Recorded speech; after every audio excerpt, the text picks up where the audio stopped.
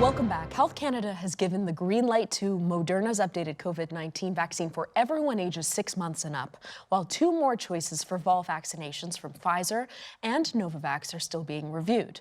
Now, the mRNA-based shot focuses specifically on the Omicron XBB.1.5 subvariant, making it better matched to the strains we're seeing now. So the big question is, when can provinces expect deliveries to start? Dr. Gorfinkel. I'm super excited. We're expecting it by mid-October. Okay. So different places are different. First priority is always long-term care because we know 4 out of 5 Most deaths, vulnerable. that's where they happened, in long-term care institutions. So after that, it's going to be available in chronic care. It's going to be available to hospitals. It'll be rolled out to pharmacists and to family doctors like me, but it's going to take some time. And that is based on the individual pharmacy and family doctor. But we expect it around mid-October. And these can be co-administered. Dr. Perzada, I'll get you to speculate on what kind of uptake you expect from this, because we have seen a bit of vaccine fatigue. I hope it's more than the flu shot. Like, we are already seeing in the emergency room increasing numbers of people testing positive with COVID. Usually, we honestly haven't seen many positives for the last 6 months, but just in the last couple of weeks, it's increasing. So I really think they should have accelerated the rollout of these variant vaccines, especially with school. Like, the school children seem to be a main vector in which families are getting infected.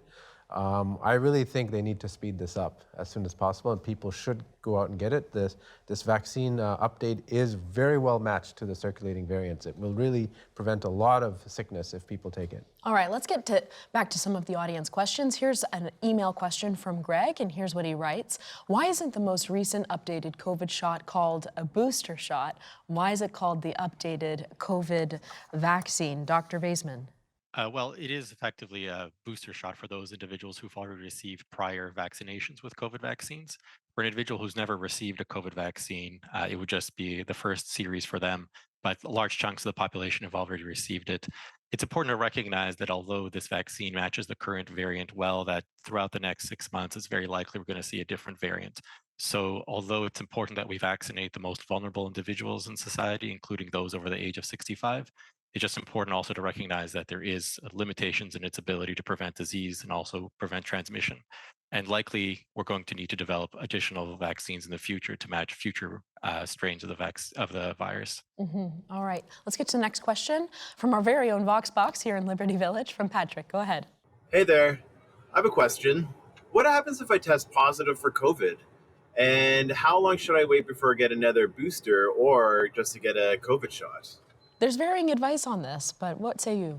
Okay, so if someone tests positive and they have an illness, let's say cancer treatment, they're older, vulnerable, or have vulnerable people at home, I'll recommend that they pop over to the pharmacy and get antivirals. And in Ontario is unique in which the pharmacist can give you antivirals, prescribe antivirals, without needing to see a physician.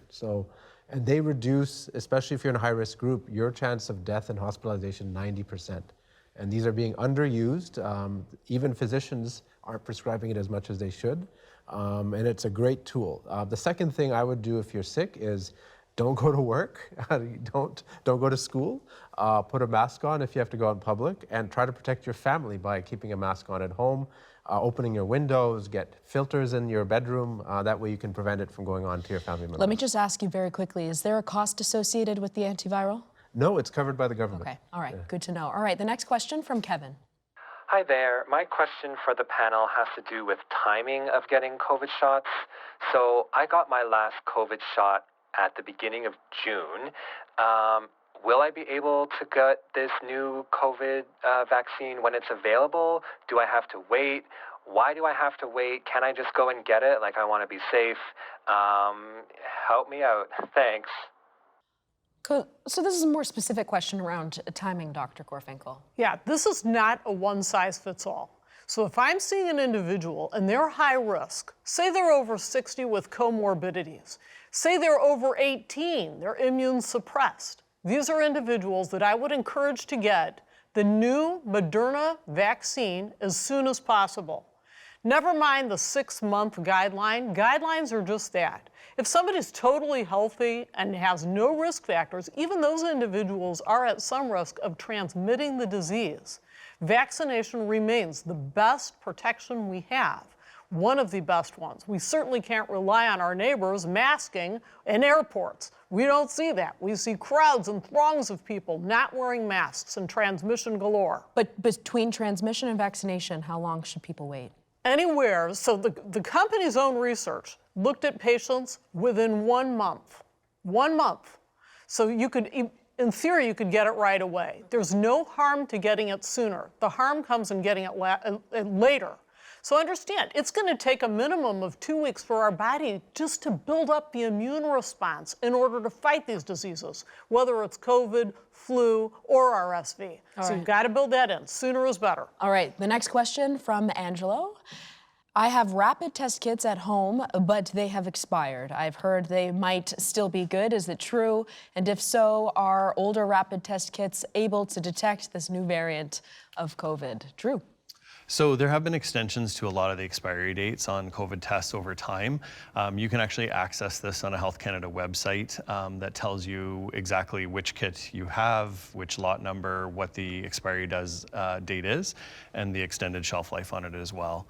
And I leave it to the other panel members, but I believe they are still as effective in being able to determine infection. So what's with the expiry date then? Why would you put an expiry date on a... Just like any other product, there's a shelf life that is dependent on the various components of the kit and what is able to stay stable and or free of bacteria and germs for that time period. Oftentimes these are done on, sort of studies that have determined that there's a rough estimate of when it should be, no longer any good. But a lot of times with continued monitoring after the fact, we find that they're still very good well after the expiry date or shelf life. Health Canada has approved the extension of the shelf life of one of the most common tests used by 1 full year. So understand, there's a lot of latitude there. If the test is positive, it's positive. If the test is negative, it should be repeated within 2 days, and then repeated again a second time within 2 days. Negative tests you can never take as negative tests. Positive tests are positive. Dr. Gorfinkel, very quickly, because we are short on time, but give us a quick demonstration of the appropriate way to test. 5 rule. So swab 5 areas, the gums, each for 5 seconds. The back of the throat, that's a toughie, 5 seconds, and each of the nostrils for 5 seconds. So you've got 5 and as I said, repeat in 2 days if negative. All right, quick break. When we return, Health Canada has approved the first RSV vaccine for adults aged 60 and over. Are you a candidate? Stick around because we'll have those details next.